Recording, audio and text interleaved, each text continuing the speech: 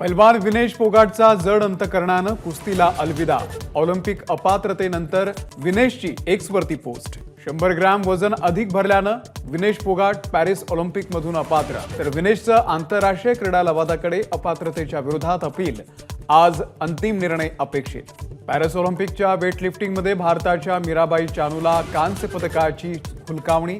तर पुरुषांच्या 3000 metre steeplechase शर्यतीमध्ये महाराष्ट्राचा अविनाश साबळे 11व्या स्थानावर। भारताला आज 2 पदकांची आशा। भालाफेकमध्ये नीरज चोप्रा सुवर्ण पदकासाठी मैदानामध्ये उतरणार। तर कांस्य पदकासाठी भारतीय हॉकी संघ स्पेनशी भिडणार। निवडणूक जाहीर होण्याच्या आधीच होऊ शकते भाजपची पहिली यादी जाहीर। 30 ते 40 जागा लवकरच जाहीर होण्याची शक्यता। राष्ट्रवादीच्या जनसन्मान यात्रेचा दिंडोरी विधानसभा मतदारसंघामधून शुभारंभ होणार।